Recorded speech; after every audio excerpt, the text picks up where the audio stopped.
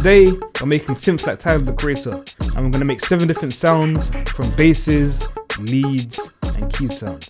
And for this video, we're using a free synth called Vital, so you can all follow along. Let's start with Igor's theme. To create this sound, we start with a saw. But this sounds too thin, so we're gonna add some detune by increasing the unison voices to 8, and I've reduced the spread at the bottom, so it's a bit narrower. This sounds a bit too fizzy in the high end, so we're gonna add a filter. But if we listen to the original, there's a lot more low end in the track, so we're gonna add a lower octave saw, and I've turned this down because we don't want it to be too prominent in our sound. If you want to enhance the low end even more, you can add an EQ, just boosting the lows, but this is the optional step. But what's really going to make the sound come to life is by adding some distortion from the dirty filter. So increase the drive, not too much, I've set to about 3.5 dB, and it makes the sound have a bit more character. The next sound is going to be the simplest sound of this video. It's the lead that's using Earthquake.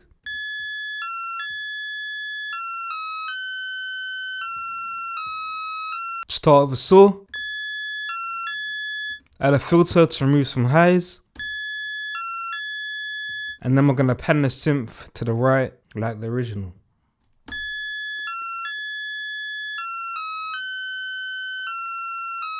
Later on in this video, we're also going to make the bass sound from this song, but first, let's make another lead sound.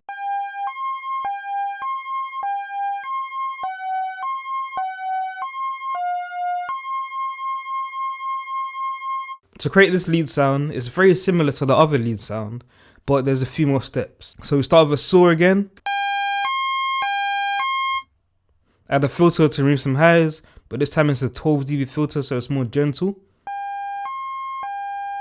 But the thing that makes this lead sound different is we've added a second oscillator, which is detuned, and this makes our lead sound a bit more thicker because we're layering the saw with another saw, so it's not just one sound, we've layered it so it's bigger.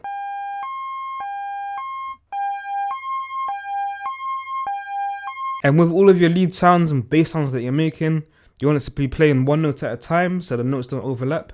So to do this, make sure you set voices to 1, but then if you're playing chords, you want it to play more than one note at a time. You increase this to 8 or maybe more. The number is going to refer to how many notes that you can play at the same time. Our next sound is the keys sound from the same song.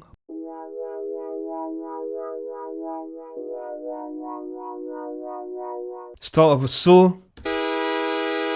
Increase the release so it fades out. Then we're going to add a filter to remove some highs.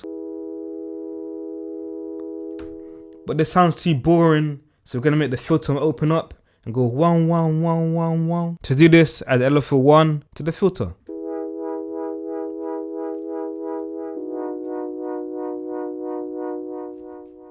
To give this sound a bit more character, we're going to add some resonance to the filter by boosting the slider.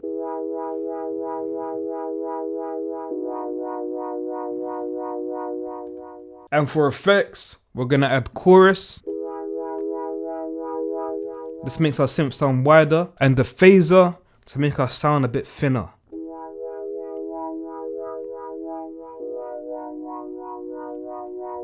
Our next sound is the bass sound from Puppet.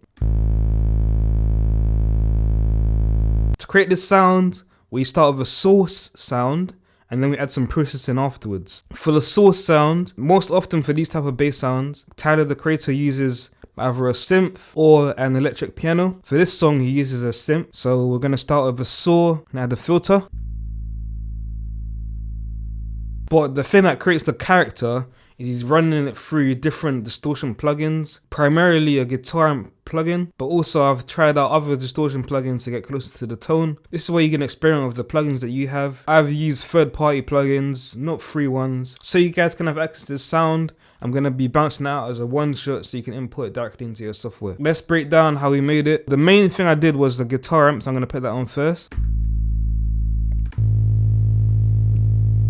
I literally just flicked through the different settings and I found that lead sounded closer to the original song, and I adjusted all of these parameters to create the right tone. Then it didn't sound distorted enough, so I added the Moog saturator.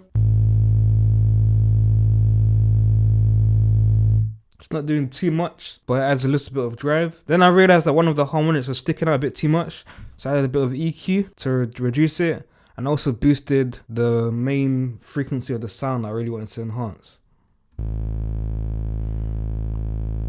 More distortion,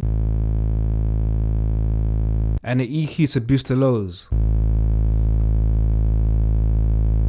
So the way that I created this setup was by adding different distortion plugins in the chain, and then adding an EQ to shape the tone of the distortion. If you change the order of the EQs to the distortion plugins, it's going to create a completely different tone. So if we move this,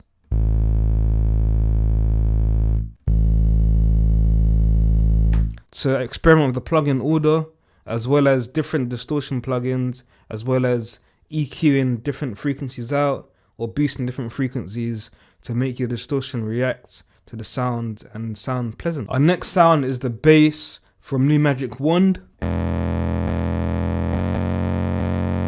Start with an electric piano. In Logic there are a few different types you can choose from. Add a gain plugin to make it mono and increase the volume. Then we're going to add a guitar amp. I experimented with all the different types and I found that this one sounded the best. Then we're going to add the EQ before the guitar amp, boosting the lows and the mids, and adding a little dip around 300 Hz. And we're going to add the EQ after the amp, just to shape our tone a bit further.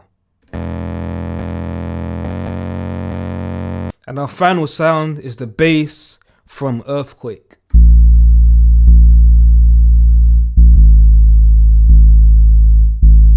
Start with a sine wave. Draw in some extra harmonics to give our sound a bit more tone and character.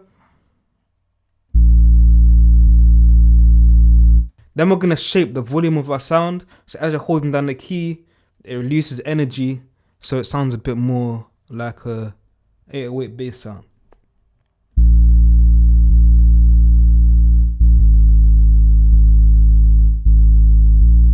Then to add a bit more punch to our sound, we're going to add the filter, but then we're going to use envelope 2 to control the drive.